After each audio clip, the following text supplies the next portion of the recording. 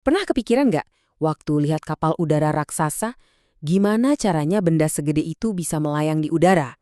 Nah, hari ini kita bakal bongkar rahasia di balik kekuatan-kekuatan tak kasat mata itu, mulai dari level yang paling kecil, yaitu molekul. Jawabannya itu ada di dunia molekul yang nggak kelihatan dan tekanan yang mereka hasilkan. Yuk kita selami bareng-barang sekarang. Oke, buat jawab pertanyaan besar tadi, kita harus mulai dari hal yang paling dasar dulu nih. Mari kita lihat gimana sih kelakuan molekul dalam tiga wujud zat yang kita kenal. Perbedaan utama antara padat, cair, dan gas itu cuma soal kelakuan molekulnya. Kalau zat padat, bayangin aja molekul-molekulnya itu lagi baris rapi, terikat kenceng, jadi cuma bisa getar-getar di tempat, makanya bentuk dan volumenya tetap. Terus kita kasih sedikit energi, jadilah zat cair. Nah, sekarang molekulnya udah bisa saling geser, kayak orang di tengah kerumunan, makanya bentuknya ngikutin wadah. Dan kalau gas, wah molekulnya ini dapat energi paling banyak. Jadi mereka gerak bebas dan liar kemana-mana, ngisi semua ruang yang ada. Terus gimana caranya zat bisa berubah wujud? Dari padat ke cair, terus jadi gas? Kuncinya satu, energi. Biasanya sih dalam bentuk panas. Coba kita ambil contoh paling gampang deh, air atau H2O. Awalnya dia es, molekulnya diam, energinya rendah. Begitu kita panasin, kita kasih mereka energi buat lepas dan jadi air cair, mereka jadi bisa joget. Kalau kita panasin lagi, pestanya jadi makin rame. Molekulnya lepas total jadi uap, terbang bebas kemana-mana. Jadi, perubahan wujud itu sebenarnya cuma soal ngasih molekul lebih banyak energi dan kebebasan buat gerak. Nah, ini bagian yang menarik banget. Nambahin panas itu ternyata nggak selalu bikin suhunya naik loh. Ada sesuatu yang terjadi di balik layar. Energi panas yang kita kasih itu nggak dipakai buat naikin suhu, tapi dipakai buat kerja, buat mutusin ikatan antar molekul. Energi yang tersembunyi inilah yang kita sebut panas laten. Makanya waktu es mencair, suhunya bakal tetap di 0 derajat Celcius sampai semua es berubah jadi air. Energinya sibuk kerja, bukan buat manasin. Proses ini juga ternyata dipengaruhi banget sama yang namanya tekanan. Makin tinggi tekanannya, makin banyak energi yang kita butuhin buat bikin air mendidih. Inilah alasan kenapa kalau kita masak di gunung, di mana tekanan udaranya lebih rendah, air bisa mendidih di suhu yang lebih rendah dari 100 derajat. Jadi masaknya lebih lama. Oke, tadi kita udah lihat gimana tekanan udara ngaruh ke air mendidih.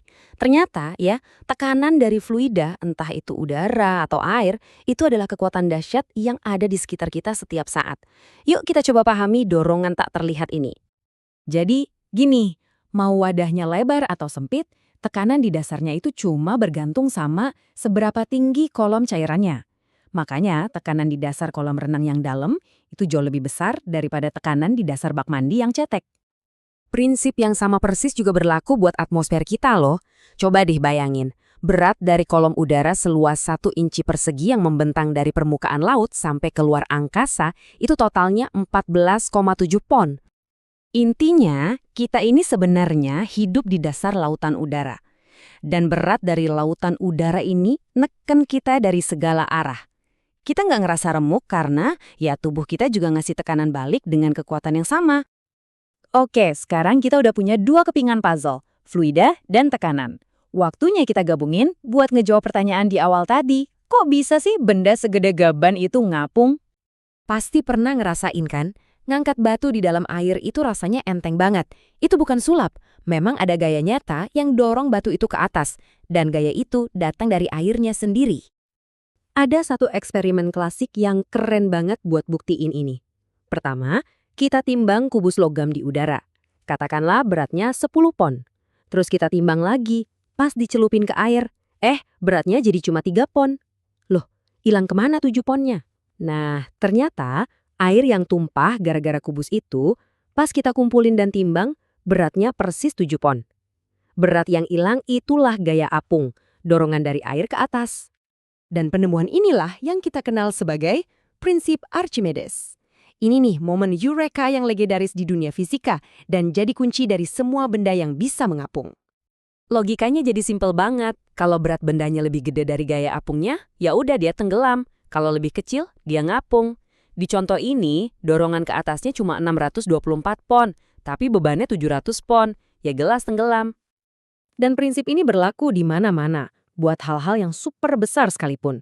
Pesawat amfibi yang beratnya ribuan pon bisa ngapung karena pelampungnya mindahin air yang beratnya lebih besar dari berat pesawat itu sendiri. Sama juga kayak kapal udara raksasa. Dia cuma perlu mindahin udara yang beratnya lebih dari berat kapal itu. Simpel kan? Jadi, ternyata dengan ngerti aturan main di dunia yang super kecil, kita bisa ngejelasin fenomena yang kelihatannya mustahil di dunia kita yang besar.